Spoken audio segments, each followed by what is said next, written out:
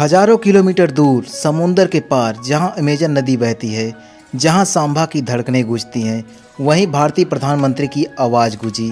ये कहानी है उस नेता की जब विदेश में जाता है तो भारत का सिर ऊंचा करके आता है। ये कहानी है भारत के प्रधानमंत्री की ऐतिहासिक ब्राज़ील दौरे की। 5 जुलाई 2025 की शाम रियो डे जनेरियो के गैलीलियो अंतर्राष्ट्रीय हवाई अड्डे पर एक विमान उतरता है।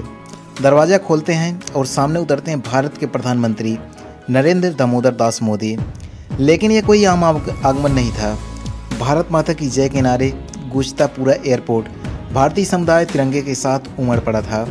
यह किसी नेता का नहीं, ये एक भावना का स्वागत हो रहा था। भारत के सम्मान का स्वागत हो रहा था। मंच पर शुरू होता है एक कार्यक्रम जहां पर गूंजता है सौगंध मुझे इस मिट्टी की। ऑपरेशन सिंदूर थीम पर आधारित कार्यक्रम में हर कदम पर देशभक्ति झलक रही थी। पीएम मोदी मंच पर मुस्कुरा रहे थे, भावुक थे और उन्होंने कहा, इस प्रदर्शन ने मेरी आत्मा को छू लिया है। ये सिर्फ स्वागत नहीं, ये है भारत की आत्मा का विस्तार। रियो की गलियों में भारत का रंग गूंज चुका था। गुजरात से आए विजय सोनालकी बोले, लगता है कि जिसे इंडिया यहीं है। वहीं एक युवा लड़की पूजा, जिसका जन्म यहीं हुआ था, बोली, आज पहली बार भारत को इतने करीब से महसूस कर रही हूँ। और यही तो मोदी की कूटनीति है। देश के हर नागरिक को, चाहे वो दुनिया के किसी कोने में क्यों ना हो, भारत को जोड़े रखना। 6 जुलाई का 17वां ब्रिक्स सम्मेलन है। जहां ग्लोबल साउथ की आवाज़ उठी, वहां भारत ने गर्जना की। पीएम मोदी ने साफ शब्दों में कहा, अब वो वक्त गया जब विकासशील देश चुप बैठे थे और हम बोलेंगे और दुनिया सुनेगी।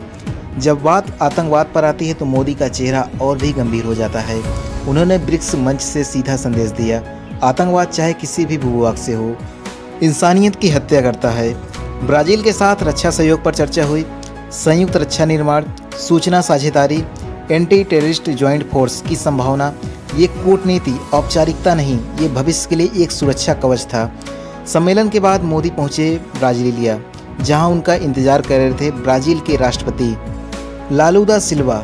दोनों नेताओं के बीच गर्मजोशी से मुलाकात हुई। बात हुई व्यापार की, ऊर्जा की, सुरक्षा की, रक्षा की, तकनीक की और सबसे अहम जन जन के जुड़ाव की। पीएम मोदी बोले, भारत और ब्राज़ील केवल व्यापारिक साझेदार नहीं, वे भविष्य के भी साझेदार हैं। जब जलवायु पर चर्चा हुई तो दोनों देश की सोच एक जैसी निकली। बायोफ्यूल में सहयोग, ग्रीन एनर्जी में संयुक्त मिशन, कृषि नवाचार और ऊर्जा की टिकाऊ आपूर्ति। ब्राज़ील और भारत अब क्लाइमेट चैंपियन की तरह सामने आ रहे हैं। इंडिया ब्राज़ील बिजनेस कंपनियां जुट रही हैं। दोनों देशों में व्यापार समझौते को विस्तार देने पर सहमति जताई गई। व्यापार, कृषि, रक्षा और हेल्थ केयर सेक्टर में हर क्षेत्र में संभावनाएं खुली रही। ब्राज़ील ने चंद्रयान 3 और आदित्य 11 मिशन की तारीफ की और भारत ने ब्राज़ील की COP30 अध्यक्षता का समर्थन किया। साइंस, टेक्नोलॉजी और वैक्सीन उत्पादन में संयुक्त योजनाएं बनी, यानी आकाश से लेकर जीवन के हर कण तक भारत और ब्राज़ील अब एक साथ चलने को तैयार हैं। भारत और ब्राज़ील दोनों G4 के सदस्य हैं। 2028 से 29 के लिए भारत की सुरक्षा परिषद की सीट को ब्राज़ील ने समर्थन दिया। ग्लोबल साउथ अब चुप नहीं रहेगा, अब उसकी आवाज़ मोदी जैसे नेता उठाएंगे। जाते जाते मोदी जी ने ब्राज़ील की जनता और भारतीय समुदाय को धन्यवाद दिया। उनकी आंखें चमक गई और आवाज़ में आत्मविश्वास था। उन्होंने कहा, ये सिर्फ एक यात्रा नहीं, ये भारत की पहचान थी। और यही कारण है कि जब मोदी जी जाते हैं तो पीछे सिर्फ तस्वीरें नहीं, इतिहास छोड़ाते हैं। ये था प्रधानमंत्री मोदी का ब्राज़ील दौरा, जहां तिरंगा लहराया और भारत का मान ऊंचा हुआ। आशा है कि छोटी सी वीडियो आपको पसंद आई होगी। वीडियो पसंद आई हो तो समय निकाल कर वीडियो को लाइक, शेयर और कमेंट भी करें और इस वीडियो को आगे भी पहुँचाएँ, ताकि इस प्रकार की वीडियो को बनाने के लिए हमें आंतरिक प्रेरणा मिलती रहे। मैं हूं आपके साथ चंदन प्रजापति और आप देख रहे हैं यूट्यूब चैनल इनसाइड भारत। इस छोटी सी वीडियो पर यहां तक समय बिताने के लिए आप सभी का बहुत बहुत धन्यवाद।